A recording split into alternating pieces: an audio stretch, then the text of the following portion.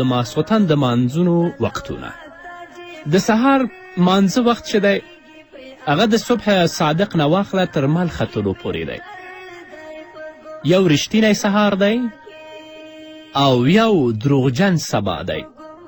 دروغجن سبا هغه دی چې لمر خاته طرف نه د شپې په حصه کې رڼا راپورته کیږي مستقیم د اسمان نیمایي ته، او رښتینی سهار هغه دی چې هغه رڼا د غره په څوکو باندې هسې خوره وي. د شپې په آخره برخه کې چې د ختیځ لوري ته د آسمان په کنارو کې نیغ سپینوالی ښکاره شي دې ته دروغجن سبا وایي.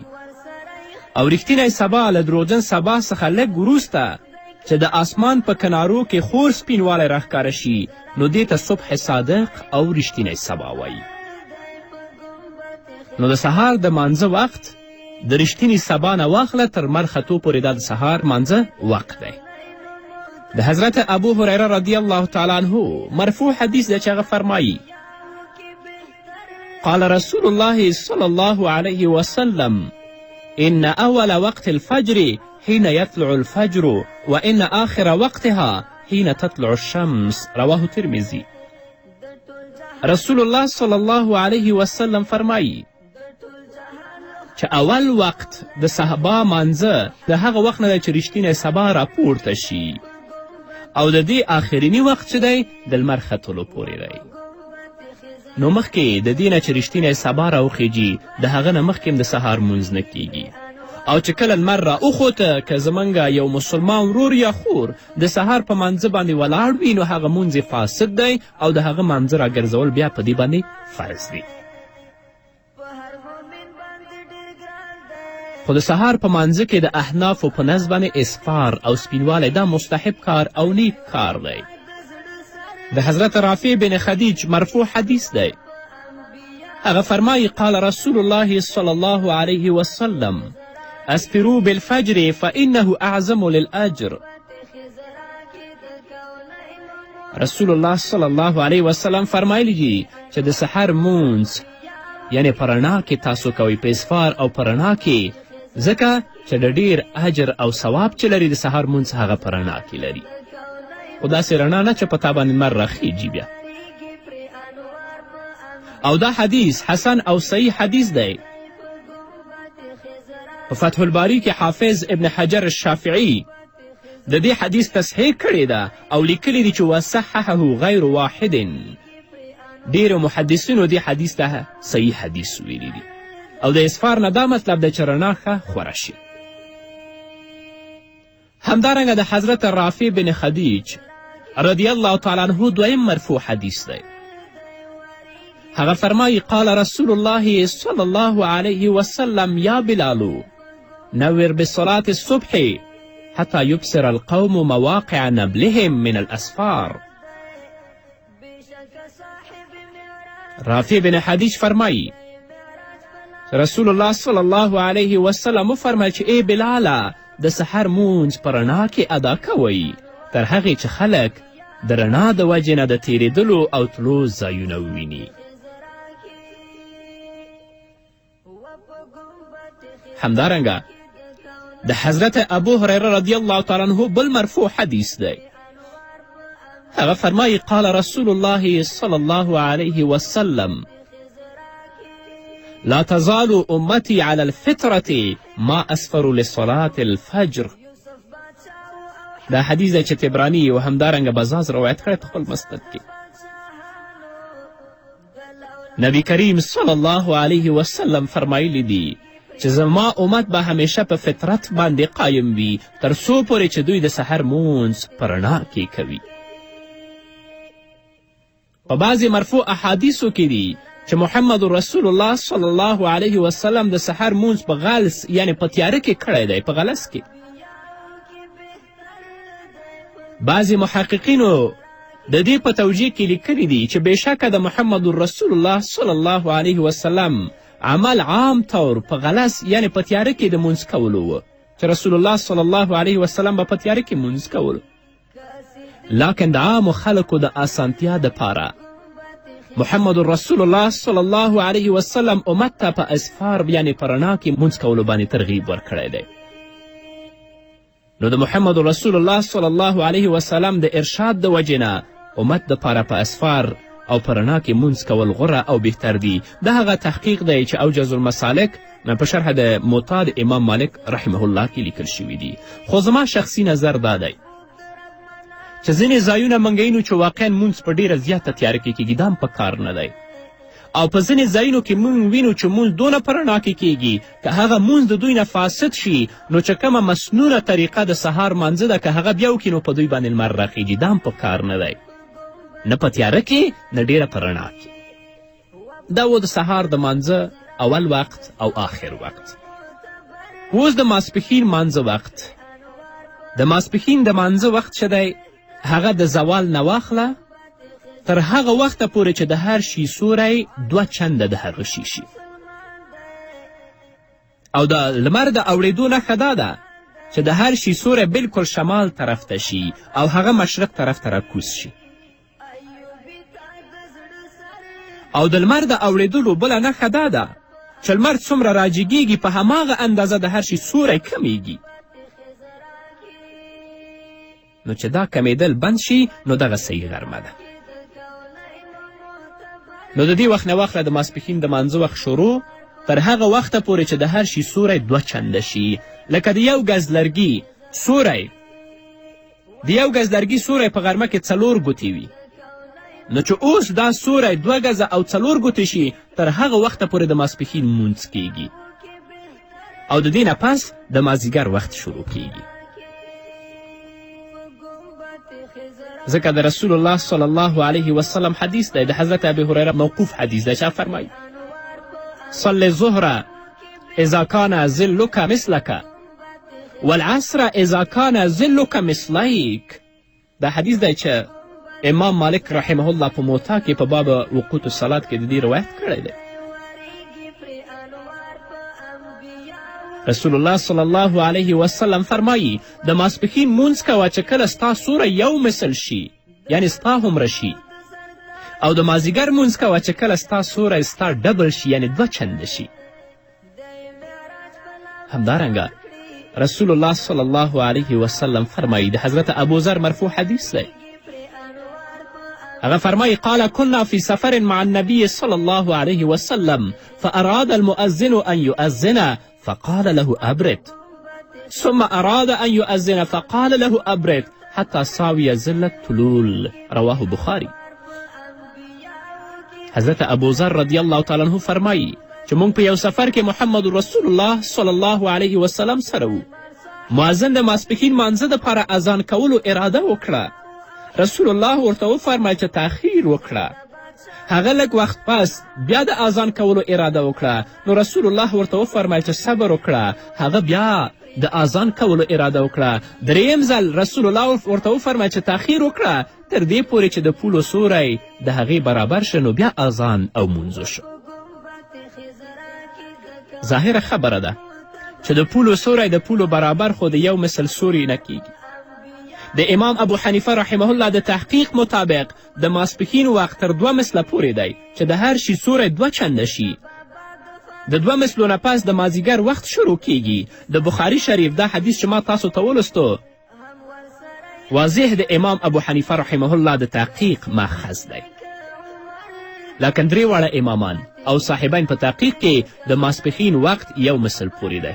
هغوی وایي د دې وجې نه احتیاط په دې کې ده چې د ماسپښین مونځ په اول مثل کې کول او د مازدیګر مونځ د 2 مثلو نه پس کول پکار دي. یعنی چې کله سوری د انسان یو چند و په هغه وخت کې د ماسپښین مونځ وکړي، او چې کله سوری 2 چند شه نو د هغه نه وروسته د مازدیګر د مانځه وخت شروع کیږي.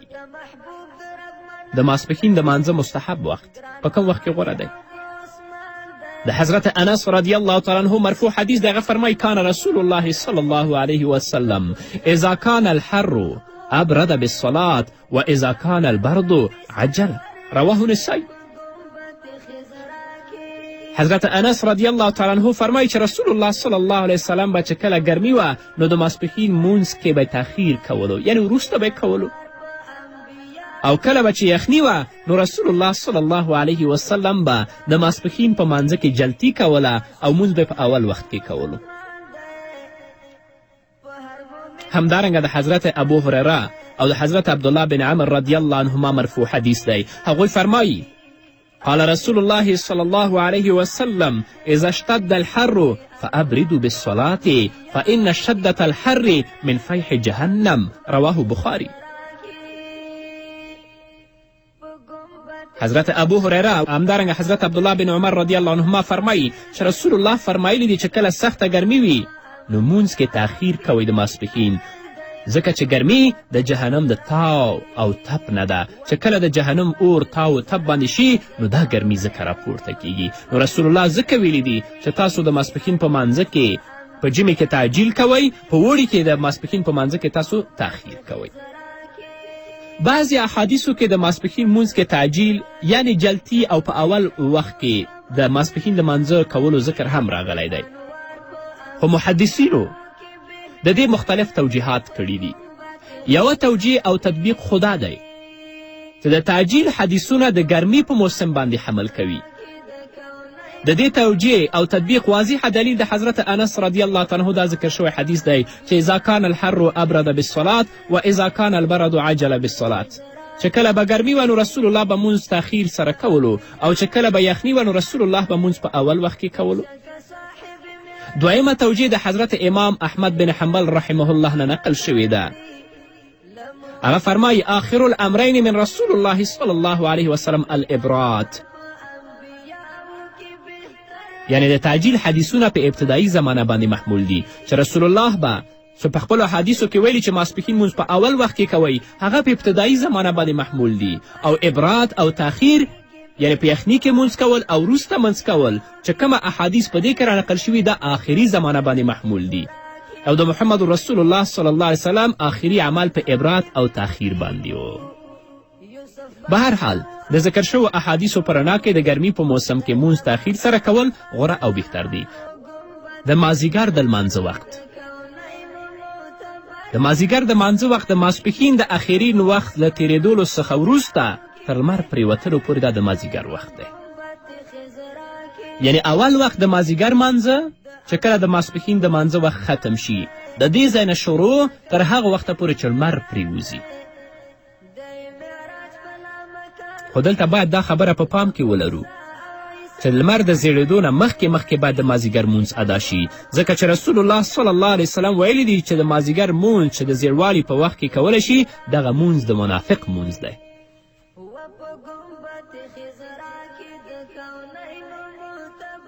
د حضرت عبدالله بن عمر بن عاص رضی الله تعالی عنه مرفوع حدیث دی.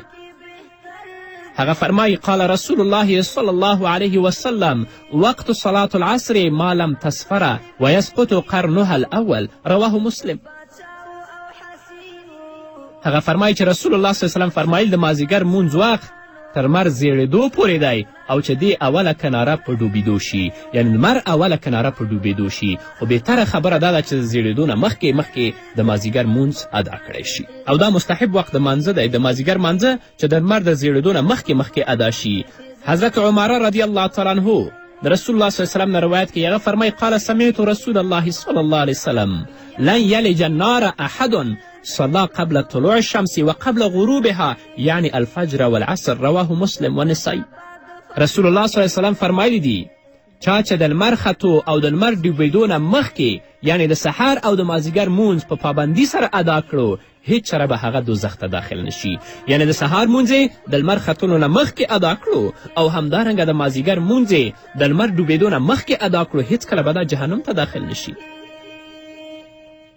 شانورشای کشمیری رحمه الله لیکلی دي چې قبل طلوع الشمس و قبل غروبها یعنی څه وخت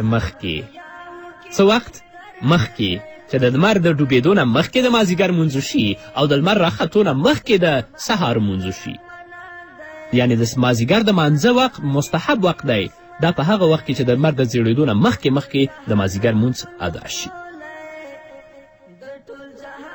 او همدارنګه د حضرت ام سلمه رضی الله عنها مرفوع حدیث دی. هغه فرمایي کان رسول الله صلی الله علیه وسلم اشد تعجیلا للظهر منکم وانتم اشد تعجیلا للعصر منه. رواه ترمذی. ام المؤمنین حضرت ام سلمه رضی الله عنها خلکو ته وفرمیل چې رسول الله به د ماسپښین مونځ د تاسو نه مخکې کولو او تاسې د مازدیګر مونځ د رسول الله نه مخکې کوئ. یعنې مطلب دا و چې رسول الله به د ماسپښین په مانځه کې تاخیر کوه او د مازدیګر په مانځه کې به عجله کوله، او حال دا چې تاسو د ماسپښین په مانځه کې عجله کوئ او د مازدیګر په مانځه کې تعجیل کوئ.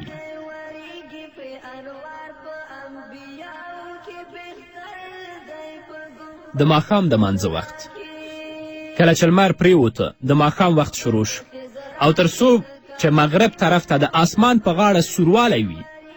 چې کله لمر پریوته نو د ماښام د مانځه وخت شروع شه او تر څو پورې چې د لمر پریوتو طرف ته د آسمان په غاړه سوروالی وي د هغې پورې د ماښام وخت دی.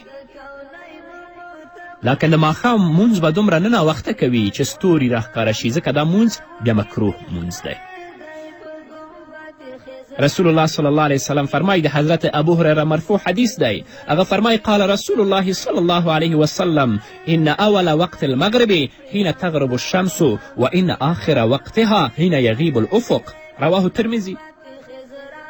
رسول الله صلی الله علیه وسلم فرمایلی چې د ماښام اول وقت لمر پریوتل دي، یعنې لمر پریوځي د ماښام اول وقت شروع شي، او آخر وقت افق یعنی هغه شفق ډوبېدل دي، د هغه اسمان په غاړه چې هغه سوروالی ختم شي نو د ماښام مانځه وخت هم ختم شه. همدارنګه د حضرت عبدالله بن عمر رضی الله تعالی عنه مرفوع حدیث دی، هغه فرمایي قال رسول الله صلی الله علیه وسلم وقت صلاة المغرب ما لم یغیب الشفق، رواه مسلم. رسول الله فرمایلی چې د ماښام مونځ وخت د شفق د ډوبېدو پورې دی، چې کله هغه سوروالی ختم شي نو د ماښام مانځه وخت هم ختم شي. خو د ماښام د مونځ مستحب او غوره وخت دا دی چې د ماښام مونځ همیشه که یخني وي او که ګرمي وي د لمر پریوتو نه پس فورا ادا کول دا بهتر او مستحب کار دی، ځکه د حضرت ابو ایوب رضی الله عنه مرفوع حدیث دی، هغه فرمایي قال رسول الله صلی الله علیه وسلم لا یزال امتی بخیر او قال على الفطرة ما لم یؤخر المغرب، رواه ابو داود.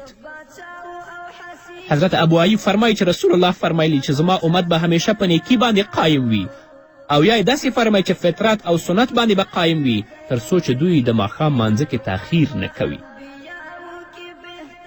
د ماسخوتن د مانځه وخت کله چې په آسمان کې سوروالی یا سپینوالی ختم شي نو د ماسخوتن د لمانځه وخت شروع شي او د سهار تر صبح صادقه پورې دا د ماسخوتن د مانځه وخت دی، تر څو چې د سهار د مانځه وخت داخلیږي یعنی اذان کېږي تر هغه وخته پورې د ماسخوتن د مانځه وخت دی. د حضرت ابو هریره رضی الله عنه مرفوع حدیث دی، هغه فرمایي قال رسول الله صلی الله علیه وسلم ان اول وقت العشاء حين یغیب الافق، رواه ترمذي. رسول الله فرمایلی چې د ماسخوتن مونځ اول وخت هغه وي چې کله شفق غایب شي، یعنی چې کومه سوروالی د غرو او د اسمان په غاړو کې د هغه چې ختم شي نو د ماسخوتن د مانځه وخت شروع دی. او د حضرت عایشې صدیقې رضی الله عنها مرفوع حدیث دی، هغه فرمایي اعتم النبي صلى الله عليه وسلم ذات ليلة حتى ذهب عامة الليل وحتى نام أهل المسجد ثم خرج فصلى، رواه مسلم. نبی کریم صلی الله علیه وسلم یوه شپه د ماسخوتن مونځ کې تاخیر وکړه، وروسته والی وکړه تر هغې پورې چې د شپې زیاته حصه تیره شوه او د جومات خلک وده شو، بیا رسول الله تشریف راوړه او هلته مونځ ادا کړه. د حضرت انس رضی الله عنه بل مرفوع حدیث دی، اخر رسول الله صلی الله علیه وسلم العشاء ذات لیلة الى شطر اللیل، رواه مسلم. رسول الله صلی الله علیه وسلم یوه شپه د ماسخوتن مونځ تر نیمې شپو پورې وروسته کړه. نو دا خو اول وخت د ماسخوتن د مانځه و چې کله هغه سوروالی د آسمان د کنارو او د غاړو نه ختم شي. خو د ماسخوتن د مانځه مستحب وقت لومبی دریمه حصې ته نږدې دی. د حضرت ابو هریره رضی الله عنه مرفوع حدیث دی، هغه فرمایي قال رسول الله صلی الله علیه وسلم لولا ان اشق علی امتی لامر شوه، یا په سجده کې وده شو، یوه سجده ترې لاړه او یوه سجده یې وکړه، یا په مانځه کې اودس مات شو، نو په دې ټولو صورتونو کې د مقتدي مونځ فاسد دی او دوباره مونځ کول مقتدي دپاره ده لازم دي چې دوه زړي خپل مونځ وکړي. او زمونږ فقها او مقتدیان په درې قسمه تقسیم کړي. قدرمنو اوریدونکو دا مسل ډیر په دقت سره او ډیر په هوش او فکر سره واورئ. که زموږ هر یو مسلمان ورور دې مسایلو سره خامخا مخ کیږي. مقتدي په 3 قسمه دی. یو مسبوق، دویم مدرک، دریم لاحق. مدرک هغه مقتدي دی چې د اول نه تر آخره پورې د امام سره په مانځه کې شریک پاتې شي، دې ته مدرک ویل کیږي. چې کله امام په لمانځه کې درېږي نو تر اول نه تر آخره پورې چې څوک په مانځه کې د امام سره شریک وي دې ته مدرک ویل کیږي. او مسبوق هغه دی چې هغه کله راشي د هغه نه 1 رکات یا 2 رکاته تیر وي یا 3 رکاته تیر وي په 4 رکاتي منځونو کې، نو چې اوس امام پسې اقتدا کوي دې ته مسبوق ویل کیږي. او لاحق هغه دی چې په لومړي کې خو امام پسې اقتدا کړی وي، جمع کې شریک شوی وي، لکن د مانځه په منځ کې دې ته څه عذر پیښ شي او د خپل مونځ مات کړي، لاړ شي د اوداسه لپاره، بیا راشي دې ته لاحق ویل کیږي. مدرک خو د اول نه تر آخره پورې خپل مونځ کړی امام سره، اوس به مسبوق د خپل مونځ څنګه پوره کوي؟ نو کله چې مسبوق راغی د امام سره په لمانځه کې شریک شه، 1 رکات یا 2 رکاته چې د هغه نه تیر دي، نو امام چې کله سلام وګرځوي دا مقتدي به سلام نه ګرځوي، بلکې دا به ودرېږي او خپل هغه رکعتونه چې د هغه څخه تیر شوي او فوت شوي هغه رکعتونه دې پوره کړي. د ماسپښین مونځ دی، یو سړی راغی چې په جمع کې شریک شي، د دې نه 2 رکعته تیر دي، نو چې کله امام سره دې 2 رکعته لمونځ ادا کړه بیا به ودرېږي، هغه پاتې 2 رکعتونه به ادا کړي، چونکه 2 رکعتونه دې نه ډک رکعتونه تیر دي، نو چې کله پورته کیږي هغه دواړه به دا ډک ادا کوي. او که داسې مثال و چې دا راغی امام سره 1 رکعت ومونده، په 4 رکعتي لمنځونو کې 1 رکعت له امام سره ومونده او 3 رکعته تیر ول، نو چې کله اوس پورته کیږي 2 رکعته اول به ډک کوي، ورپسې اخرنی به تش کوي، او چې کله پورته کیږي 1 رکعت چې کوي دا به بیا کینی، ځکه په 2 رکعتونو کې یوه قاعده واجب ده. نو 1 رکعت چې امام سره ونیوه 3 رکعته تې فوت دي، چې پورته شي 1 رکعت دې وکړي کیدیني، بیا دې پورته شي 2 رکعته نور دې وکړي، 2 رکعته اول ډک او په آخر کې د 1 رکعت تش وکړي. او که د لماښام مونځ 2 رکعته تا امام سره وموندل خو 1 رکعت د ستا نه تیر و، نو چې کله امام سلام وګرځوه نو ته به ودرېږي، اول به سورې فاتحه ولولې، بیا به یو بل سورت ولولې او بیا به قاعده وکړې، بیا به سلام وګرځوې، ځکه ستا نه 1 رکعت فوت شوی دی.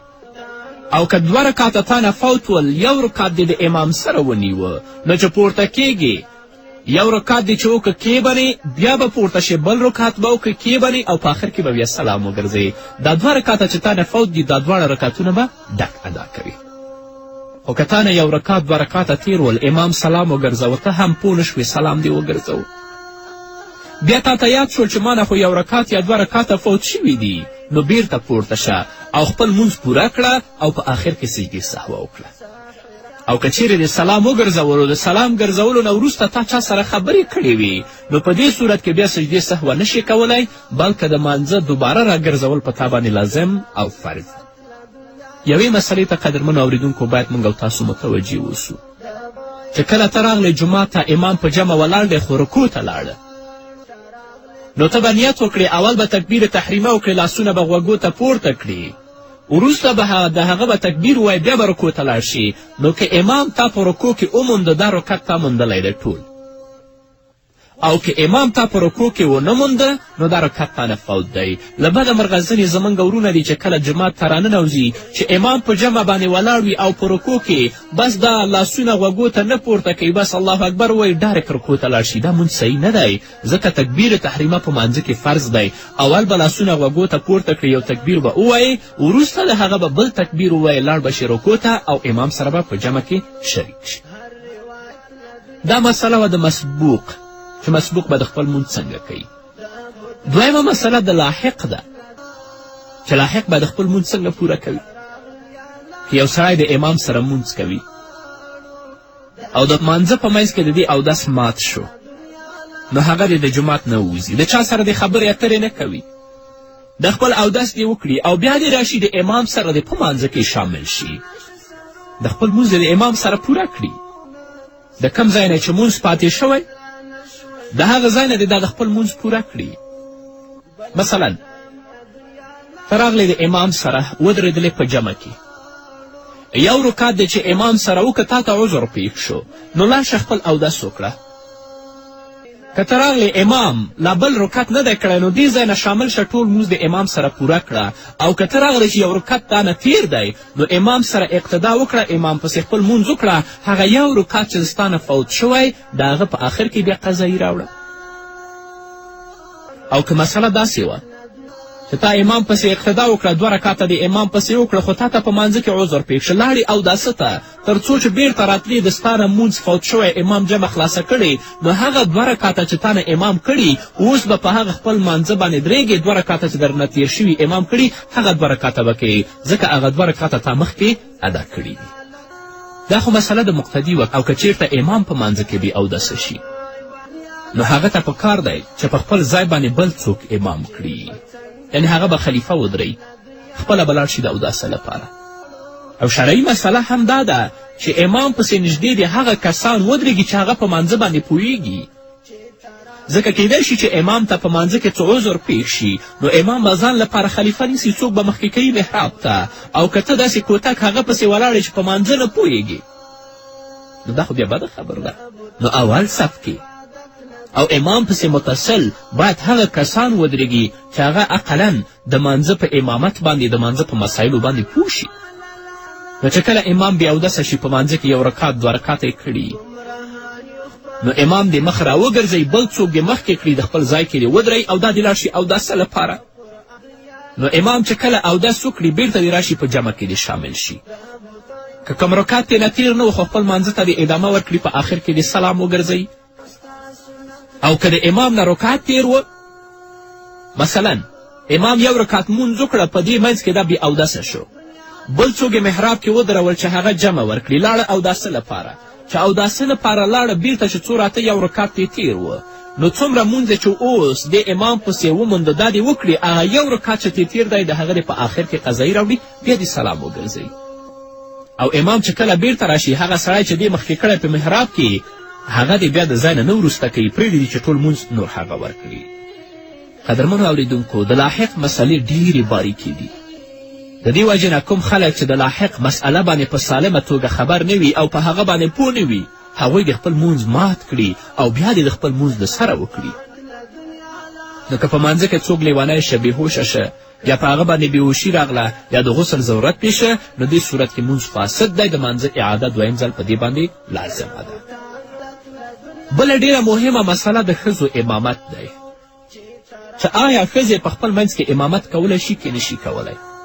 زمونږ فقهاو دا لیکلي، هغه زمونږ مسلمانه خور چې هغه د مانځه په مسائلو باندې پوهیږي د هغه قرائت هم سم دی، د مانځه په واجباتو، فرائضو، سننو، مستحباتو، مکروهاتو ټولو باندې پوهیږي، نو که هغه امامت کوي ښځو لپاره نو هغه د ښځو په منځ کې ودرېږي او کولی شي چې نورو ښځو ته جمع ورکړي.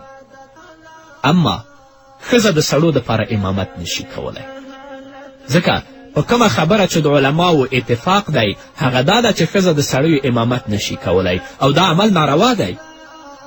او دا چې ښځې په خپل منځو کې جماعت کولی شي او که نه، په دې کې اختلاف دی، خو غوره خبره دا ده چې رسول الله صلی الله علیه وسلم ورفرمایلی دي چې حضرت ام سلمه رضی الله تعالی عنها د رسول الله نه روایت کوي، قال خیر الصلاة النساء فی قعر بیوتهن. حضرت ام سلمه رضی الله عنها فرمایي چې رسول الله صلی الله علیه وسلم وفرمیل چې د ښځو لپاره تر ټولو غوره ځای د هغوی د لمانځه لپاره د هغوی کورونه دي چې هلته د خپل منځونه ادا کړي.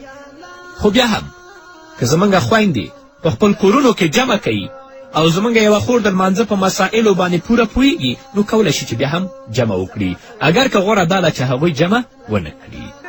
او بله مهمه مسله هغه د سترې مسله ده. کوم شی چې زموږ یو منځګزار رور یا خور د لمونځ کولو په وخت کې خپل مخې ته ږدي، دې ته ستره ویل کیږي. او دا بهتره خبره هم که چیرې زموږ یو مسلمانه خور یا مسلمانه ورور په داسې ځای کې لمونځ کوي چې هلته د خلکو ګڼه ګوڼه وي، خلک یې د مانځه په مخه کې تېرېږي، نو هغه دې د خپل د سجدې ځای څخه یو شی کېږي، که د هغه نه هخوا خلک تېرېږي بیا یې مانځه ته کوم نقصان نه رسېږي. او ستره باید 1 ګز اوږدوالی ولري، شرعي ګز، که هغه نیم ګز راځي، او 4 ګوتې هغه پلنوالی ولري. هغه د خپل سجدې ځای ته مخامخ نه ږدي، بلکې یا چپ طرف ته یا ښي طرف ته. نو که خلک د هغې نه هغه خوا تیریږي د دې مانځه ته کوم نقصان بیا نه رسیږي. حضرت ابن عمر رضی الله تعالی عنه فرمایي ان رسول الله صلی الله علیه وسلم کان اذا خرج یوم العید امر بالحربة فتوزع بین یدیه فیصلی الیها والناس وراءه وكان يفعل ذلك في السفر فمن ثم اتخذها الامراء. حضرت عبدالله ابن عمر رضی الله تعالی عنه فرمایي چې رسول الله صلی الله علیه وسلم به چې کله سهار مصلا او عیدګاه ته ته نو رسول الله صلی الله علیه وسلم به د نیزې په درولو امر کوه چې تاسو نیزه ودروئ. بیا به د رسول الله صلی الله علیه وسلم مخې ته نیزه ودرول شوه او رسول الله صلی الله علیه وسلم به د هغې خواته لمونځ کوه او خلک به شاته ولاړ ول. او همدا کار او دا عادت د محمد رسول الله په سفرونو کې هم و. نو له دې وجې نه به امیرانو بیا ځان سره د نیزې ګرځول رواج کړه او ځان سره یې نیزه ګرځوله، ځکه د مانځه په مخه کې تېرېدل ډېره سخته ګناه لري. رسول الله صلی الله علیه وسلم په یو حدیث کې فرمایي هغه څوک چې د چا د لمانځه په مخه کې تېرېږي که هغه د دې په ګناه باندې پوه وی چې څومره ګناه ده نو هغه به درېدلی وی 40 ورځې یا 40 ساعته یا 40 دقیقې خو تېر شوی به نه وی. خو که تاسو غواړئ چې ستاسو د لمانځه په مخه کې څوک تېر نه شي نو هغه ځای کې چې مونځ کوئ چې هلته د خلکو ګڼه ګوڼه وي یا ستاسو په مخه کې څوک تېرېږي نو هلته بیا تاسو ستره ودروئ. بله مهمه مسله هغه د نیت ماتول او په جمع کې شریکېدل. که چا یوازې مونځ شروع کړی و او د هغې نه وروسته جمع شروع شوه نو د دې دوه صورتونه دي. اول صورت د فرضو حکم دی. ته راغلی په جومات کې ودرېدلې فرض مونځ دې کوه، مثلا د سهار مونځ و 2 رکعتي لمونځ و. نو که هغه په اول رکعت کې وي یا یې د دویم رکعت سجده لا نه وي کړي نو په دې دواړو صورتونو کې د لمونځ مات کړي او په جمع کې دې شریک شي. راغلی د فرضو منځه لپاره ودرېدلې، رکعت دې لا نه دی کړی، جمع ودرېدله، د خپل مونځ مات کړه، په جمع کې شریک شه. یا یو رکعت دې کړی دی خو د دویم رکعت سجده دې نه ده کړې نو بیا هم د خپل مونځ مات کړه او په جمع کې شریک شه. او که داسې و چې تا اول رکعت کړی و او د دویم رکعت سجده دې هم کړې وه نو په دې صورت کې بیا د خپل مونځ مه ماتوه، د خپل مونځ پوره کړه. بیا دویم ځل تا لپاره په جمع کې شریکېدل نشته دی، ځکه دا کم دویم مونځ چې ته کوې دا نفل دی او د سهار نه وروسته نفل نه کیږي. او که مونځ 3 رکعتي مونځ و د هغې حکم همدا دی. ته راغلې د ماښام لمانځه لپاره په جومات کې ودرېدلې، بس په دې وخت کې جمع ودرېدله. نو که تا رکعت نه و کړی بیا هم په تا باندې دا لازمه ده چې د خپل مونځ مات کړه او راشه په جمع کې شریک شه. او که یو رکعت دې کړی و هم د خپل مونځ مات کړه او راشه په جمع کې شریک شه. که دې 2 رکعته پوره کړي ول نو په تا باندې بیا د مانځه راګرځول نشته، به خپل مونځ بیا پوره ادا کړه، بیا په جمع کې مه شریکېږي. او که مونځ 4 رکعتي مونځ و، مثلا متن یا د ماسپښین مونځ و، نو که په اول رکعت کې ولاړ وي لا د اول رکعت سجده دې نه وه کړې نو خپل مونځ مات کړه، راشه په جمع کې ودرېږه. نو که تا یو رکعت کړی و، د ماسپښین مونځ یو رکعت یا د ماسخوتن مونځ یو رکعت دې کړی و، جمع ودرېدله، نو دلته خپل مونځ اوس مه ماتوه بلکې یو بل رکعت ورسره هم وکړه چې 2 رکعته دې پوره کړه، بیا وروسته د دې نه سلام وګرځوه، پورته شه، امام سره په جمع کې شریک شه. او که 3 رکعته تا پوره کړي ول نو په دې صورت کې بیا په تا باندې د خپل د مانځه ماتول نشته چې په جمع کې شریک شي، بلکې د خپل مونځ به بیا پوره کړي. بیا کولی شي چې د دې نه وروسته امام سره په جمع کې شریک شي، خپل مونځ به دې فرض شي، دا کوم وروستني منځونه چې ته کوې امام سره دا به تا لپاره نفل شي. او یوې خبرې ته باید موږ تاسو متوجه اوسو، که د سهار مونځ وي تا مونځ کړی امام پسې بیا په جمع کې نشي شریکېدلی، همدارنګه که د مازدیګر مونځ وي تا ځان ته مونځ کړی امام سره بیا په جمع کې نشي شریکېدلی، ځکه د سهار مانځه نه وروسته د مازدیګر مانځه نه وروسته نفل نشته. او ځینې فقهاو دا هم لیکلي دي که د ماښام مونځ ته هم کړی بیا امام سره په جمع کې نشي شریکېدلی، ځکه نفل 3 رکعته نه کیږي. اما د ماسپښین مونځ او د ماسخوتن مونځ که تا ځان ته کړی و جمع ودرېدله بیا کولی شي چې امام سره په جمع کې شریک شي. دا خو د فرضو حکم و. دویم د مؤکدو سنتو حکم دی. مثلا ته د ماسپښین په سنتو باندې ولاړ یې چې 4 رکعته سنت دي، جمع ودرېدله، تر اوسه پورې تا یو رکعت نه دی پوره کړی، نو چې جمع شروع شوه د خپل مونځ دې مات کړه او په جمع کې شریک شه. او که یو رکات پوره کړی و جمع ودرېدله نو مونځ دې مه راګرځوه دا سنت یو رکات بل ورسره وکړه بیا په جمع کې شریک شه. اما که د سهار سنت یې شروع کړي و دلته جمع ودرېدله که په دې پوهېدلې چې زه یو رکات جمعه امام سره موندلی شم نو د خپل سنت مه پرېږده سنت دې پوره کړه بیا وروسته د هغه امام سره په جمع کې شریک شه. او که تا سره دا ویره وه که زه خپل سنت پوره کړم نو د سهار جمع مانه فوتیږي نو سنت پرېږده امام سره په جمع کې شریک شه چې کله لمر راوخوته د لمر راختو وروسته د خپل سنتو قضایي بیا راوړه. او مقتدیانو ته دا پکار دی چې که کله جومات ته لاړ شي نو دا پوښتنه دې وکړي چې جمع لپاره څونه وخت پاتې نو که جمع لپاره وخت لږ پاتې و سنت دې نه کوي او که ډېر وخت پاتې و بیا دې سنت وکړي او چې سنت کوي د جومات په یو ګوښه او ارامه ځای کې د خپل سنت وکړي. دا خو د مؤکدو سنتو حکم و. د ماسپښین او سهار نه پرته په بل وخت کې د فرضو نه مخکې کوم سنت نشته دی چې هغه سنت مونځ وکړی شي. لکن که چا نفل مونځ کول د هغو حکم هم همدغه حکم دی چې د سنتو حکم دی.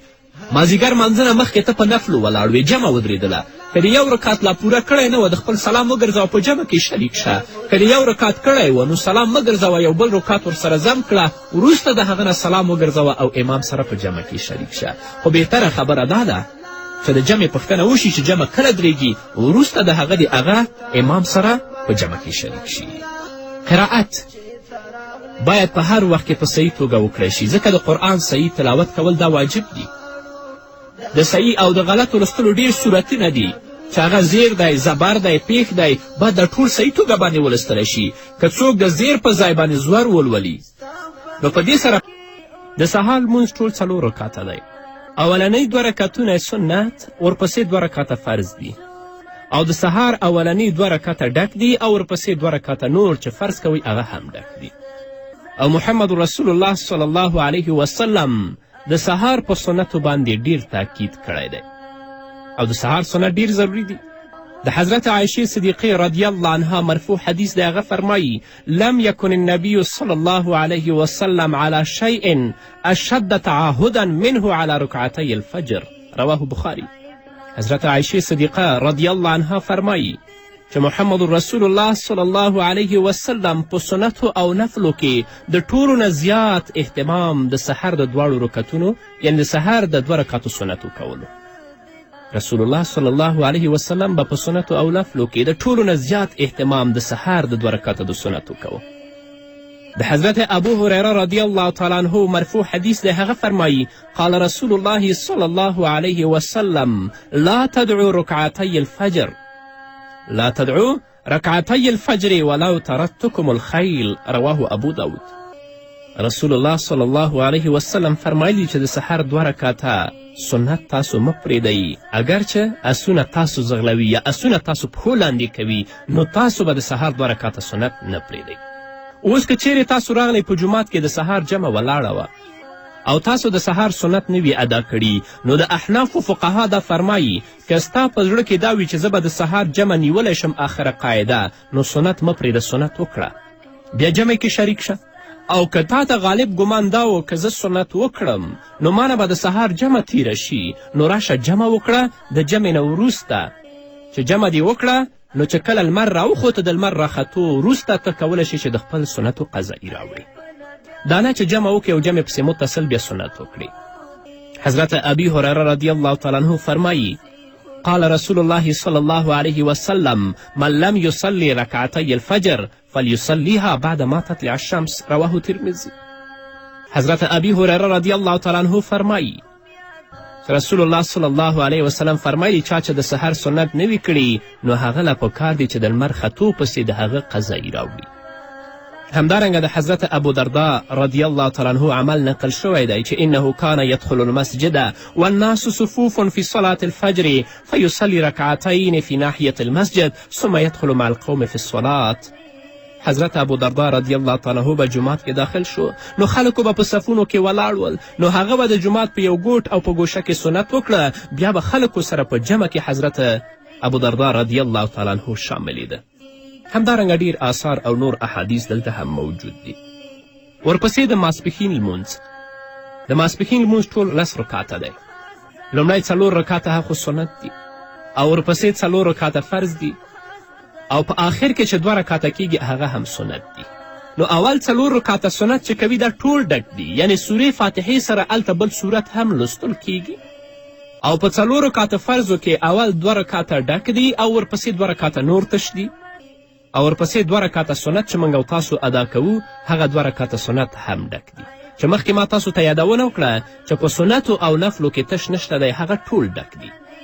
او پیغمبر علیه الصلاة والسلام د سنتو د اهتمام په هکله باندې فرمایلی دي. حضرت ابي هریره رضی الله تعالی عنه روایت کوي، فرمایي سمعت رسول الله صلی الله علیه وسلم إن أول ما يحاسب به العبد يوم القيامة من عمله صلاة، فإن صلحت فقد أفلح وانجح، وإن فسدت فقد خاب وخسر، فإن انتقص من فريضته شيء قال الرب تبارك وتعالى انظروا هل لعبدي من تطوع فيكمل بها ما انتقص من الفريضة ثم يكون صائر عمله على ذلك، وفي رواية ثم الزكاة مثل ذلك ثم تؤخذ الأعمال حسب ذلك، رواه ترمذي و ابو داود. حضرت ابو هریره رضی الله تعالی عنه فرمایي چې ما د محمد رسول الله صلی الله علیه وسلم نه اوریدلی دي. رسول الله صلی الله علیه وسلم به فرمایل چې د قیامت په ورځ به د ټولو نه اول د بنده د اعمالو نه د مونځ حساب اخیستل کیږي. په ټولو اعمالو کې به اول الله رب العزت د بنده نه د مونځ حساب اخلي. که چیرې مونځ صحیح و نو بنده کامیاب دی، وروسته په هغه باندې کومه ستونزه او مشکل نشته. او که چیرې مونځ خراب و نو بنده ناکام شو. او که چیرې د ده د فرضو نه څه مونځ ناقص و نو الله رب العزت به وفرمایي چې تاسو وګورئ چې زما د بنده څه نفل مونځ شته او که نشته. نو که دې سنت کړي وي او نفلي منځونه یې کړي وي نو د دې نفلونو نه به د فرض کمی الله رب العزت ورته پوره کړي، او نور اعمال به همدارنګه الله بیا حساب کوي. او په یو روایت کې راغلي چې بیا به د زکات حساب همدارنګه وشي، بیا به د ټولو اعمالو حساب الله رب العزت داسې وکړي. حضرت ام حبیبه رضی الله عنها فرمایي قال رسول الله صلی الله علیه وسلم من صلى في يوم وليلة 12 ركعة بني لها بيت في الجنة 4 قبل الظهر وركعتين بعدها وركعتين بعد المغرب وركعتين بعد العشاء وركعتين قبل الصلاة الفجر، رواه الترمذي والنسائي.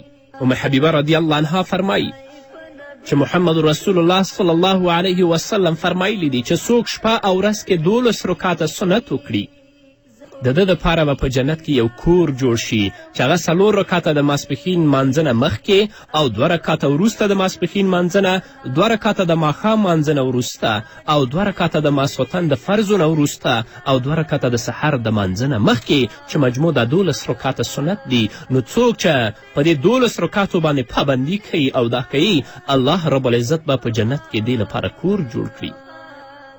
محمد رسول الله صلی الله علیه وسلم د احادیثو نه او همدارنګه د آثارو نه چې څومره سنت او نفل ثابت دي هغه ټول په اهتمام سره کول پکار دي. خاص کر د تهجد مونځ، د اشراق مونځ، څاښت مونځ، د حاجت مونځ، د توبې مونځ، د اوابین مونځ، د تحیت الوضو مونځ، او همدارنګه د تحیت المسجد مونځ، د استخارې مونځ، د تسبیح مونځ. نو د ټولو کول ډیر په اهتمام سره پکار دي. خو له بده مرغه که موږ لپاره وخت وي او که نه وي، اکثره زموږ ورونه هغه مونځ پرېږدي، یعنی سنت مونځ پرېږدي، سنتو باندې دومره اهتمام نه ساتي. او حال دا چې الله رب العزت به د آخرت په ورځ چې کومه نقصان د ستا د فرضي منځونو کې راغلي هغه به د نفلي او د سنتو نه الله تا ته پوره کوي. د لمازدیګر مونځ چې دی ټول 4 رکعاته دی او 4 والا ټول فرض دي، او دا 4 والا ټول په یو وار ادا کیږي. اول 2 رکعتونه ډک او ورپسې 2 رکعتونه تش دي. د ماښام مونځ ټول 15 رکعاته دی. اولنی 3 رکعتونه فرض، ورپسې 2 رکعتونه سنت دي. د اولنی 3 رکعاته چې ته کوې په دې کې 2 رکعاته ډک او ورپسې 3 رکعت تش دی، او وروستي 2 رکعاته سنت چې ته ادا کوې هغه سنت ډک دي. د ماخوستن مونځ دی ټول 9 رکعاته دی. اولنی 4 رکعاته فرض دي او ورپسې 2 رکعتونه سنت دي، او آخرینی 3 رکعاته هغه وتر دي.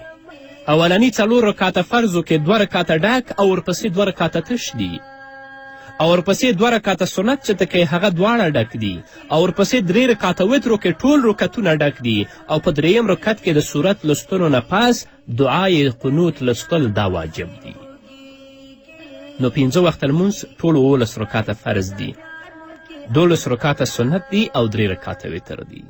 5 وخته منځونو کې ټول 11 رکاته فرض دي چې 2 د سهار، 4 د ماسپښین، همدارنګه 4 د مازدیګر، 3 د ماښام، 4 د ماسخوتن او 12 رکاته په دې کې سنت دي چې 2 رکاته د سهار دي، 6 رکاته د ماسپښین دي، 2 رکاته د ماښام دي او 2 رکاته د ماسخوتن دي او 3 رکاته پکې وتر دي چې هم د ماسخوتن د مانځه نه وروسته هغه ادا کیږي.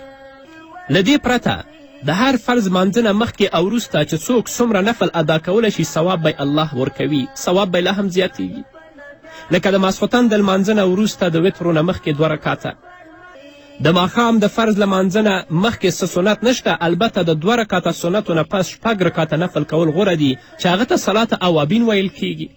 همداشان د ماسپښین په وخت کې هم د سنتو نه مخکې او وروسته نفل کولی شي، البته د مازدیګر د فرضو نه وروسته سنت کول نشته.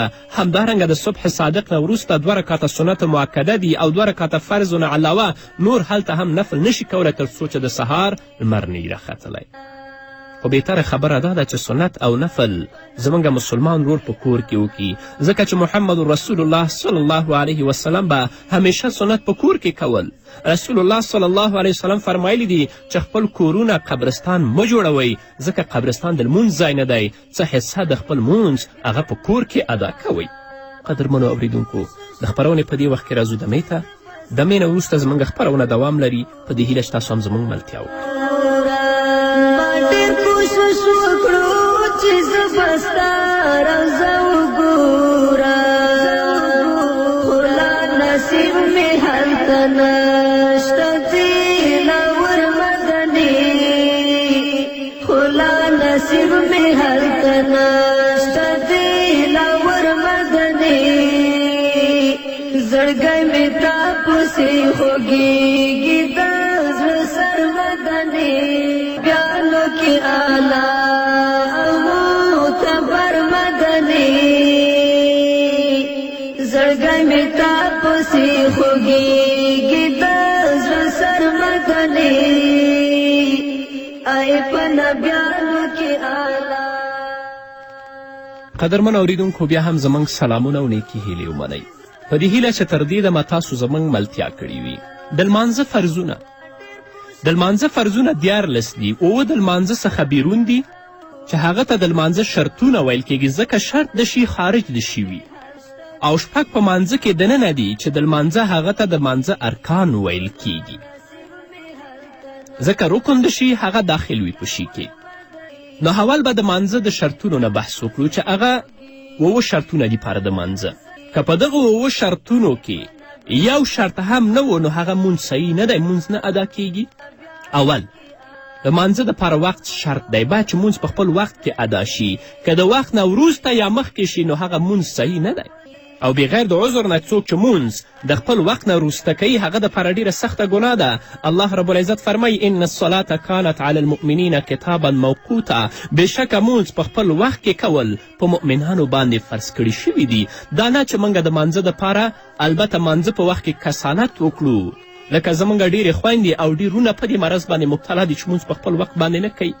همدارنګه ابن کثیر الشافعي د دې آیت لاندې چې حافظو علی الصلوات د دې لاندې لیکلي چې یأمر الله تعالی بالمحافظة علی الصلاة فی اوقاتها، الله تعالی په خپل وخت کې د منځونو ادا کولو حفاظت حکم کړی دی.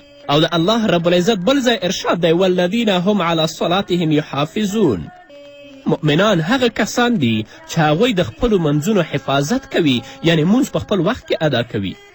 حضرت عبدالله بن مسعود، حضرت مسروق تابعي، همدارنګه حضرت قتاده تابعي د دې آیت په تفسیر کې لیکلي چې د مونځ د وختونو پابندي د مونځ په حفاظت کې شامل دي. نو وقت د لمانځه دپاره دا شرط دی که یو سړی مخکې له وخت نه مونځ کوي دا مونځ نه کیږي، او که وروسته د وخت نه مونځ کوي دا مونځ د دې نه کیږي. او د مونځ د وختونو عملي تعلیم جبرائیل علیه السلام محمد رسول الله ته ورکړی چې هغه امامت ورته کړی. په صحیح احادیثو کې راغلي چې د معراج په شپه 5 وخته منځونه خو د عرش معلا نه پورته د معراج په حالت کې وشو. لکن د دې وختونو عملی تعلیم دپاره حضرت جبرائیل علیه السلام تشریف راوړه او 2 ورځې د بیت الله شریف سره د محمد رسول الله صلی الله علیه وسلم ظاهري طور باندې امام جوړ شه. په لومبۍ ورځې ټول منځونه په اول وخت کې وکړل او په 2مه ورځې په آخر وخت کې وکړل او بیا یې وفرمایه چې الوقت فی ما بین هذین الوقتین. دا حدیث ده چې ابو داود همدارنګه ترمذي روایت کړی. نو مونځ باید په خپل وخت کې ادا شي او وخت د مانځه دپاره شرط دی که یو سړی بې له عذر نه مونځ په خپل وخت کې نه کوي نو هغه لپاره ډیره سخته ګناه ده. 2 طهارت د بدن دی چې د انسان بدن باید د نجاست نه پاک وي. که د انسان بدن د نجاست او د پلیتي نه پاک نه وي د هغه مونځ صحیح نه دی. نو طهارت د بدن د مانځه دپاره دا شرط دی که د چا بدن پاک و نو مونځ صحیح دی او که بدن پاک نه و د هغه مونځ صحیح نه دی. لکه الله رب العزت فرمایي وثیابک فطهر او خپلې جامې ته پاکې وساته. همدارنګه د حضرت ابن عمر مرفوع حدیث دی چې رسول الله صلی الله علیه وسلم فرمایلی لا تقبل صلاة بغیر طهور. رسول الله صلی الله علیه وسلم فرمایلی چې د ناپاکوالي نه بغیر یعنی چې پاکوالی نه وسیږي هغه مونځ بالکل قبول نه دی. چې طهارت او پاکي نه هغه مونځ د الله په دربار کې قبول نه دی. نو د انسان وجود باید د نجاست څخه پاک وي، جنوب نه وي، بدن یې باید د ګندګیو نه پاک اوسیږي. 3 د انسان جامه باید د خفیفه او غلیظه نجاست نه پاکه وي، جامه یې پلیته نه وي. 4 په هغه ځای کې چې دا مونځ کوي باید هغه ځای پاک وي. که په ځمکه باندې مونځ کوي هغه ځمکه باید پاکه وي او په کم جاینماز باندې چې دا مونځ کوي هغه جاینماز باید پاک وي. ځکه په هغه ځمکه باندې چې ته مونځ کوي که هغه ناپاکه وي یا په کم جاینماز باندې چې ته ولاړ وي هغه ناپاکه وي نو مونځ په هغه باندې روان نه دی. 5 عورت باید د لمانځه په وخت کې پټ وي. د نارینه عورت د نامه نه لاندې تر زنګنونو پورې او د ښځو عورت په لمانځه کې مخ، 2 لاسونه تر مړوندونو پورې او پښې تر بجلکو پورې عورت نه دي او د لمانځه څخه بیرون ټول عورت دي. که د ښځې لاسونه تر مړوندونو پورې په مانځه کې لوڅ وي او همدارنګه که د هغو پښې تر بجلکو پورې لوڅې وي او همدارنګه کې مخ لوڅ وي مونځ کېږي دا عورت نه دی په مانځه کې. خو د مانځه نه بهر د ښځې ټول بدن چې دی هغه عورت دی او د عورت پټول په مانځه کې دا فرض دی. ځکه که د چا عورت پټ نه وي نو د هغه مونځ نه دی شوی. الله رب العزت فرمایي خذوا زینتکم عند کل مسجد. د حضرت عایشې رضی الله تعالی عنه بالمرفوع حدیث دی چې هغه فرمایي قال رسول الله صلی الله علیه وسلم لا تقبل صلاة حائز الا بخمار. چې رسول الله صلی الله علیه وسلم فرمایلی چې د بالغې ښځې مونځ بغیر د صادر نه قبول نه دی، یعنی چې د هغه عورت پکې پټ نه وي. او د الله د کلام نه دا هم معلومیږي چې جومات ته په هر ځله تلو کې بالغ خپله جامې اچوه او د خپل هغه عورت تاسو پټوئ او ورپسې قبلې طرف ته مخ کول. 7 شرط د مانځه قبلې طرف ته مخ کول دي. لکه الله رب العزت فرمای فولی وجهک شطر المسجد الحرام، پس تاسو په مانځه کې خپل مخ مسجد حرام ته واړوئ. په بل ځای کې فرمایي وحیث ما کنتم فولوا وجوهکم شطره، او کوم ځای کې چې تاسو یاستئ خپل مخ مسجد حرام طرف ته واړوئ. په بل ځای کې الله فرمایي ومن حیث خرجته فولی وجهک شطر المسجد الحرام، او تاسو چې چیرته هم په سفر ځئ نو مونځ کې خپل مخ مسجد حرام طرف ته واړوئ. نو قبلې ته مخ اړول دا په مانځه کې هم فرض دی. همدارنګه رسول الله فرمایي اذا قمت الى الصلاة فاسبغ الوضوء ثم استقبل القبله فکبر. رواه بخاري. رسول الله یو سړي ته د مونځ تعلیم ورکولو او هغه ته یې وفرمایه چې کله ته مونځ که ودرېږې نو پوره مکمل اودس وکړه، بیا قبلې طرف ته مخ کړه او تکبیر ووایه. خو که داسې یو ځای کې زموږ یو مسلمان ورور و چې هغه ته د قبلې معلومات نه کې د هغه د فکر وکړي چې کم طرف ته د دې غالب ګمان و هغه طرف ته دې مونځ وکړي، خو که مونځ وکړه بیا ورته معلومه شوه چې قبله دې طرف ته ده، د مانځه راګرځول بیا پرې نشته. او که په مانځه کې دې ته معلومه شوه چې کم طرف ته زه مونځ کوم دا قبله نه ده بلکې قبله بل طرف ته ده، نو په مانځه کې په دې لازم ده چې مونځ هغه طرف ته یعنې خپل مخ هغه طرف ته واړئ چې دې ته معلومیږي چې دا قبله ده، او که وانړوه بیا د دې مونځ نه کیږي. 8 د لمانځه لپاره نیت کول. نیت د لمانځه دپاره دا فرض دی. که چیرې نیت په زړه کې وشي او په خوله نیت ونه شي هم صحیح دی، خو په اصل کې د لمانځه نیت کول په زړه کې صحیح دي. او کوم کس که په خوله باندې نیت کوي هغه کې پروا نشته، خو بهتره خبره دا ده چې نیت په زړه کې وشي. د حضرت عمر فاروق بن خطاب مرفوع حدیث دی، هغه فرمایي قال رسول الله صلی الله علیه وسلم انما الاعمال بالنیات. د اعمالو ټول دار و مدار چې دی هغه په نیت باندې دی. او فتح القدیر کې یم په دې هیله چې دا خپرونه ستاسو د پام وړ وګرځي. قدرمنو اوریدونکو، په نننۍ خپرونه کې به تاسو ته د مانځه کولو مکمله طریقه بیان شي چې مونځ باید په کومه طریقه بیان شي. د دې نه وروسته بیا د مانځه واجبات، همدارنګه فرائض، ارکان، شرائط، مفسدات، مکروهات، مستحبات، سنن، انشاءالله په دې باندې به تفصیلي بله خپرونه انشاءالله زموږ په مخه کې وي. چې کله زموږ یو مسلمان ورور یا زموږ مسلمانه خور قصد کوي چې د الله حضور ته ودرېږي او مونځ وکړي، نو لومړی باید جامې او ځان پاک کړي، زړه د دنیا د کارونو نه بېغمه کړي، ځکه که د دنیا په معاملاتو کې انسان راګیر وي نو توجه به د دنیا کاروبار ته وي او مونځ به د زړه په مینه ادا نشي. او ته چې مونځ کوې د خپل رب ته درېږې، باید چې مونځ د زړه په مینه وکړې او خپل راز او نیاز الله سره شریک کړې. د هغې نه به وروسته نیغ ودرېږي چې د هر وخت مونځ کوي د هغه وخت نیت دې وکړي. نیت یې که په ژبه باندې وي او که نیت په زړه باندې وي، خو نیت کول ضروري دي. ځینې زموږ ورونه دي چې کله جمع ته راځي نو په نیت تړلو باندې د دې ونه رکات تېرېږي. نه، په زړه کې وګرځوه چې دا 4 رکاته مونځ یا د مازدیګر یا د ماسپښین یا د ماښام زه ادا کوم. نو نیت که په ژبه وي او که په زړه وي، مانځه ته چې ودرېږي نو باید ډیر په اخلاص او په صداقت سره او ډیر په عاجزي سره خپل الله ته ودرېږي. چې کله یې لاسونه د غوږونو نه راښکته کړه نو ښي لاس دې په چپ لاس باندې کیږدي او دا دعا دې ووایي: سبحانک اللهم وبحمدک وتبارک اسمک وتعالی جدک ولا اله غیرک. پاکی د تا لره یا الله، سره د ستاینې ستا، مبارک دی نوم ستا او لوړ دی شان ستا، او نشته وړ د عبادت پرته له تا نه بل څوک وړ د عبادت نشته دی. نو کله چې سبحانک اللهم ولستله، له دې نه پس که ځان ته لمونځ کوي او که امام وي نو اعوذ بالله من الشیطان الرجیم دی ووایي، او د اعوذ بالله من الشیطان الرجیم نه وروسته بسم الله الرحمن الرحیم دی ووایي او بیا د سورې فاتحه یعنی الحمدلله ولولي. خو زموږ هغه ورونه چې امام پسې اقتدا کړې وي، مقتدي وي، نو دوی باندې بیا د اعوذ بالله من الشیطان الرجیم او د بسم الله الرحمن الرحیم لوستل نشته دی. صرف سبحانک اللهم دی هغوی ولولي او په دې د اکتفا وکړي. که امام وي او که ځان ته لمونځ کوونکي نو هغوی د اعوذ بالله من الشیطان الرجیم او بسم الله الرحمن الرحیم ضرور ووایي. نو چې کله بسم الله الرحمن الرحیم ولسته، د هغه نه د وروسته سورې فاتحه ولولي. سورې فاتحه دا ده: الحمد لله رب العالمین الرحمن الرحیم مالک یوم الدین ایاک نعبد و ایاک نستعین اهدنا الصراط المستقیم صراط الذین انعمت علیهم غیر المغضوب علیهم ولا الضالین. ټول ستاینې یوازې الله لره دي چې هغه زموږ پروردګار او زموږ پالونکی دی او همدارنګه د ټولو عالمیانو پالونکی دی، زیات مهربان او رحم والا دی، او هغه الله چې هغه سختن او مالک د قیامت د ورځې دی. یوازې تا لره عبادت کوو او یوازې له تا څخه مدد غواړو. موږ ته سمه لاره وښایه، لاره د هغه کسانو چې تا پر هغوی احسان کړی دی، نه لار د هغو کسانو چې تا په هغوی قهر کړی دی، او نه لار د هغه کسانو چې هغوی لار رکي دي او لاره یې ورکه کړې ده. نو چې کله سورې فاتحه ولوستله، د سورې فاتحې د ختمېدو په وخت کې باید آمین ویل شي. آمین دی وایي. د دې نه وروسته د قرآن کریم څه برخه چې د 3 لنډو آیتونو یا یو اوږد آیت په اندازه وي هغه دې ولولي. له هغې وروسته د الله اکبر ووایي او رکوع ته دې ښکته شي.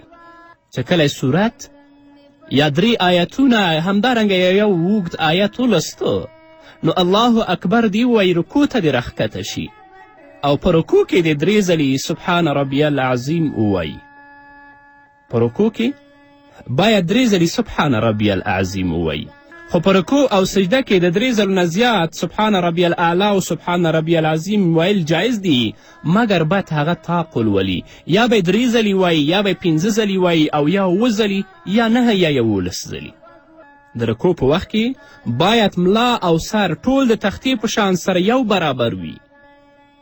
بیا دې د رکوع نه د پورته کېدو په وخت کې قومه وکړي، الله اکبر دې ووایي، د رکوع نه دې پورته شي او په قومه کې دې دا کلمات ووایي: سمع الله لمن حمده ربنا لك الحمد.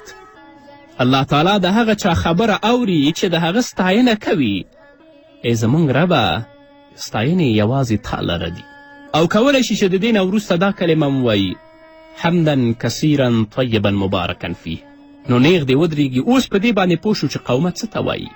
قومه د رکوع نه پس دومره ودرېدل چې دغه الفاظ پکې په سمه توګه وویل شي چې سمع الله لمن حمده ربنا لك الحمد.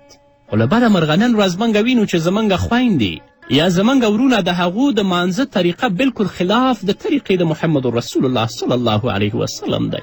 اکثر خو د رکوع نه سر نه اوچتوي، ډایرکټ سجدې ته ځي، او که د رکوع نه سر اوچتوي هغه هم ډېر زیات محدود. دا خو لا پرېږده چې ډېره په سمه طریقه باندې په هغه کې دا ولوستل شي چې سمع الله لمن حمده ربنا لك الحمد. او د اکثرو فقهاو په نزد باندې تعدیل د ارکانو واجب دی. چې تعدیل د ارکانو ونه شو، واجب دی په قصد پرېښود، اصلا مونځ نه دی شوی. بیا دې الله اکبر وی او سجدې ته دې ښکته شي. سجدې ته د ښکته کېدو په وخت کې په ځمکه باندې دې لومړی خپل زنګنونه ولګوي، بیا به خپل لاسونه ولګوي، ورپسې به تندی ولګوي، او د هغه نه وروسته پوزه. کله چې سجدې ته ښکته شي نو 3 ځلې د سبحان ربی الاعلی ووایي، او کولی شي چې د دې نه زیات 5 ځله، 7 ځله، 9 ځله، 11 ځلې هم ووایي. خو امام به په 3 ځلو باندې اکتفا کوي. چې کله اوله سجده کې 3 ځلې سبحان ربی الاعلی ولستل، نو بیا دې الله اکبر ووایي، کیدیني د 2 سجدو په منځ کې د جلسه وکړي. جلسه د 2 سجدو تر منځ په دومره اندازه کېناستل چې اندامونه یې په ځای شي، او دغه دعا پکې 3 ځله تکرار شي چې رب اغفر لی. چې کله اوله سجده وکړي الله اکبر دې ووایي، په دومره اندازه دې کینی چې ټول اعضا د هغه او ټول اندامونه په ځای شي، او دومره ځای چې پکې رب اغفر لی 3 وارې ولوستل شي. موږ نن د سجدې نه صرف دومره سر د ځمکې نه راپورته کړو او بیرته دویمې سجدې ته ورځو. دا مونځ اصلا نه کیږي. اکثرې زموږ خویندې او همدارنګه زموږ ورونه په دې مرض باندې مبتلا دي. الله دې پرې رحم وکړي. د سجدې نه سر راپورته کړي، غیر د دې چې هغه په ځمکه باندې صحیح کینی او 3 ځلې رب اغفر لی ووایي، صرف سر راپورته کړي او بیرته سجدې ته لاړ شي. ټول فقها په دې باندې متفق دي که هغه بیرته سر یې ځمکې ته نږدې و نو د دې سجده نه ده شوې، اصلا د دې مونځ نه دی شوی. نو چې جلسه یې وکړه بیا به 2مې سجدې ته ښکته شي. په 2مه سجده کې دې بیا 3 ځلې سبحان ربی الاعلی وایي، او بیا دې الله اکبر وایي، او بل رکات ته به راپورته شي. نو یو رکات ختم شو. د 2م رکات په شروع کې به اول بسم الله الرحمن الرحیم ووایي. چې بسم الله الرحمن الرحیم یې ولسته، د دې نه به وروسته بیا سورې فاتحه الحمدلله ولولي. د سورې فاتحې له لوستلو وروسته به یو سورت یا د قرآن کریم څه برخه ولولي، بیا دې الله اکبر وایي او رکوع ته دې ښکته شي. په رکوع کې به بیا 3 ځلې سبحان ربی العظیم وایي، او بیا به پورته شي، قومه دې وکړي. امام به سمع الله لمن حمده او مقتدی به ربنا لك الحمد وایي. هغه څوک چې امام دی هغه به صرف سمع الله لمن حمده وایي، او څوک چې مقتدی دی هغه به سمع الله لمن حمده نه وایي، بلکې امام چې کله سمع الله لمن حمده ویلي دا به ربنا لك الحمد وایي. او که ځان ته یې مونځ کوو نو هغه به دواړه لولي، هم به سمع الله لمن حمده وایي او هم به ربنا لك الحمد حمدا کثیرا طیبا مبارکا فیه، دا به هم لولي. چې کله په 2م رکات کې د رکوع نه پورته شه، قومه یې وکړه، بیا به الله اکبر وایي او سجدې ته به ښکته شي. لومړی به یوه سجده وکړي، او په اوله سجده کې به کم نه کم 3 ځلې سبحان ربی الاعلی ووایي، بیا به الله اکبر وایي او 2مې سجدې نه به مخکې کینی، یعنی جلسه به وکړي، 3 ځلې به دا دعا ولولي چې رب اغفر لی، بیا به الله اکبر وایي، 2مې سجدې ته دې لاړ شي. د 2مې سجدې نه به وروسته قاعده شروع کړي چې هغه اوله قاعده ده که دا مونځ د دې 4 رکاتي وي، او آخره قاعده ده که دا مونځ د دې 2 رکاتي وي. نو قدرمنو اوریدونکو، مسلمانانو ورونو او خویندو، مونځ د اسلام د مقدس دین ډیر مهم رکن دی، او په مانځه باندې الله رب العزت د انسان نه ډیر زیات خوشحالیږي، ځکه دا د خپل رب سره راز و نیاز کوي. نو چې مونځ کوئ ډیر په تضرع سره، ډیر په عاجزي سره خپل پروردګار ته ودرېږئ. اول مونځ یاد کړئ چې مونځ باید څنګه وشي. دا کومه طریقه چې ما تاسو ته بیان کړه انشاءالله په دې باندې به ډیر زیات زه وغږېږم. خدای مختصره طریقه ده. الله ته ودرېږئ او د خپل راز و نیاز الله سره شریک کړئ. ډیر په عاجزي سره پروردګار ته ودرېږئ. د خپل رکوع سمه وکړئ، د خپل قومه سمه وکړئ، همدارنګه سجده سمه وکړئ، جلسه سمه وکړئ، تر څو چې دا ستاسو مونځ د الله رب العزت په دربار کې قبول شي. داسې نه خدای مه کړه چې موږ تاسو په دنیا کې مونځ کوو، زحمت وباسو، اودس هم وکړو، راشو مانځه ته ودرېږو او هغه مونځ په موږ او تاسو باندې لعنت ووایي. داسې نه، بلکې داسې مونځ چې په هغه مونځ باندې خپل پروردګار د خپل ځان نه راضي کړئ. په دین کې شرم نشته، بلکې شرم په دې کې ده چې ته ناپوهی او د چا نه پوښتنه نه کوې. چې نه پوهېږې لاړ شې او چاته کښېنه مونځ د هغه نه په سمه طریقه باندې یاد کړه، تر څو د آخرت په ورځ د الله رب العزت په دربار کې روسیا او شرمنده نه وي. نو قدرمن اورېدونکو را به شو دمې ته، دمې نه وروسته بیا هم زموږ خپرونه دوام لري.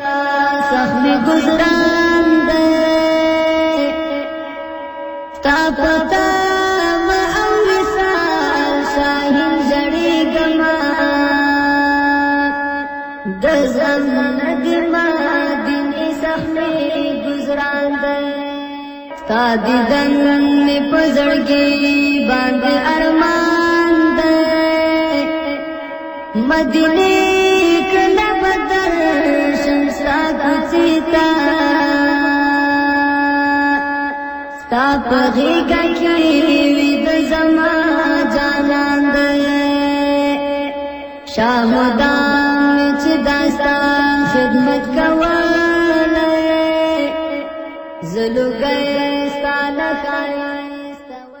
قدرمنو اوریدونکو بیا هم زموږ سلامونه او نیکې هیلې ومنئ. نو چې کله په دویم رکعت کې کیناست نو لومړی به هغه تشهد ولولي. تشهد یعنی التحیات. التحیات لله والصلوات والطیبات. السلام علیک ایها النبی ورحمة الله وبرکاته. السلام علینا وعلى عباد الله الصالحین. أشهد أن لا إله إلا الله وأشهد أن محمدا عبده ورسوله. ده تشهد. التحيات لله والصلوات والطيبات. السلام عليك أيها النبي ورحمة الله وبركاته. السلام علينا وعلى عباد الله الصالحين. أشهد أن لا إله إلا الله وأشهد أن محمدا عبده ورسوله. طول ستاینې، ټول حمدونه، قولی عبادتونه، بدنی عبادتونه الله تعالی لره دي.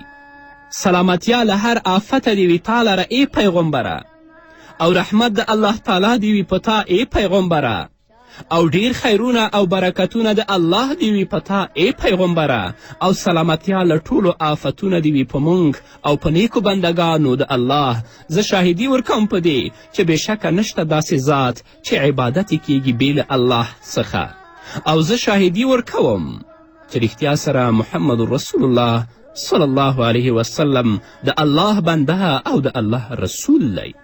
نو که مونځ څلور رکعتي وي لکه د ماسپښین، د مازدیګر، د ماسخوتن مونځ، یا 3 رکعتي وي لکه د ماښام مونځ، نو په همدې باندې د اکتفا او بسوالی وکړي. یعنې په اوله قاعده کې د صرف تشهد ووایي، او په آخره قاعده کې به درود او دعا دواړه ووایي. او که مونځ 2 رکعتي وي لکه د سهار مونځ یا هغه نفلي منځونه چې تاسو کوئ، نو چې کله تشهد ووایي د تشهد نه به وروسته بیا درود هم وایي، او هغه دعا چې په آخر کې د هغه به لولئ بیا به سلام ګرځوئ. چې کله یې اتحیاتو ولوستله نو پورته دې شي 3یم رکعت ته په همغه طریقه چې ما تاسو ته ذکر کړل. 3یم رکعت دې وکړي. بیا د 4م رکعت کې چې کله کېناسته او تشهد یې ولسته، د تشهد نه به وروسته دا درود ولولي: اللهم صل على محمد وعلى آل محمد كما صليت على إبراهيم وعلى آل إبراهيم إنك حميد مجيد. یا الله رحمت ولیږې په محمد صلی الله علیه وسلم باندې او د هغه په اولاده لکه تا چې رحمت لیږلی و په ابراهیم علیه الصلاة والسلام او د هغه په اولاده بېشکه ته لوی ستایل شوی ذات یې. له دې وروسته به دا دعا او دا درود ولولي: اللهم بارک علی محمد وعلى آل محمد كما باركت على إبراهيم وعلى آل إبراهيم إنك حميد مجيد. یا الله برکت ولیږې په محمد صلی الله علیه وسلم باندې او د هغه په اولاده لکه تا چې برکت لیږلی و د ابراهیم علیه السلام او د هغه په اولاد بېشکه ته لوی ستایل شوی ذات یې. او په آخر کې به دا دعا ولولي اللهم ربنا آتنا فی الدنیا حسنه وفي الآخرة حسنه وقنا عذاب النار. هی زمونږ ربه موږ ته په دنیا کې ښه ژوند راکړي او په آخرت کې ښه ژوند راکړي او د دوزخ له اور څخه موږ وساتي. بیا د اول ښي طرف ته مخ وګرځئ او السلام علیکم ورحمت الله دې ووایي. ورپسې د چپ طرف ته مخ وګرځئ او السلام علیکم ورحمت الله دې ووایي او خپل مونځ به ختم کړي. او د مانځه د ادا کولو نه به وروسته دا دعا ولولي اللهم انت السلام ومنک السلام تبارکت یا ذالجلال والاکرام. ای الله ته دې زمانې له هر قسم عیبونو، آفتونو او بحرانونو او حادثو نه په امن یې او د ټول جهان امن او ساتنه له حادثو او زمانې د آفتونو او بحرانونو نه له تا څخه ده، یعنې ته نجات ورکوي. ستا شان تر هغه ډیر لوړ او لوی دی کوم چې ظالمان او کافران فکر کوي. ای د لوی احسان خاونده. نورې دعاګانې هم د محمد رسول الله صلی الله علیه وسلم څخه نقل شوي دي. یو څو یادونو ته قدرمنو اوریدونکو متوجه اوسئ. څو ټکو ته سجدې نه د پورته کېدو په وخت کې به اول لاس بیا سر بیا ورپسې زنګنونه پورته کړئ. د دوهم رکعت د شروع کېدو نه مخکې که امام وي او که یوازې لمونځ کوونکی باید بسم الله الرحمن الرحیم ووایي، یعنې د سورې فاتحې نه به مخکې بسم الله الرحمن الرحیم وایي. که چیرې لمونځ څلور رکعتي وي نو د لومړي دوه رکعتونو وروسته دې یوازې اتحیات ووایي، یعنې په اوله قاعده کې د یوازې اتحیات ووایي. او که مونځ دوه رکعتي وي نو په آخرۍ قاعده کې اتحیات و درود شریف او دعا ویل سنت دی. همدا قسم به ټول مونځ ادا کړي.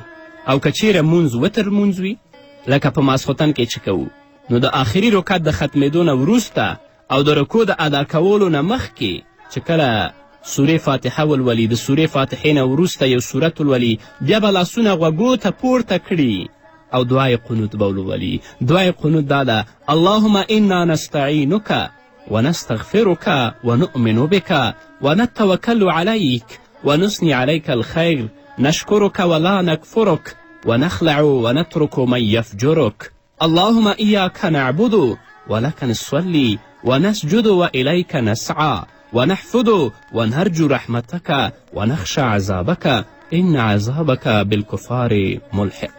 یا الله موږ له تا نه د مرستې غوښتونکي یو، له تا څخه هدایت غواړو او لارښوونه غواړو، له تا څخه د بښنې غوښتونکي یو، پر تا ایمان لرو، پر تا توکل کوو، ستا ښه ستاینه کوو، ستا شکر ادا کوو، ستا ناشکري نه کوو.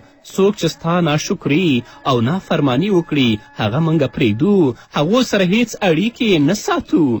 یا الله موږ ستا عبادت کوو او تا ته لمونځ کوو، تا ته سجده کوو، ستا په لور زغلو، ستا د حکم په ځای کولو لپاره تیار یو، ستا د رحمت لیوال یو او ستا له عذاب څخه په ویره کې یو. بېشکه ستا عذاب کافرانو ته ورسېدونکی دی، خامخا به هغوی ته رسیږي. دا ټولې وعدې چې کله وتر وکړو الله سره وکړو، خو چې کله ورځ شي بیا ټول د الله رب العزت د اوامرو نه په سرغړونه کې ګرفتار یو. دا ټوله وعده ده اللهم انا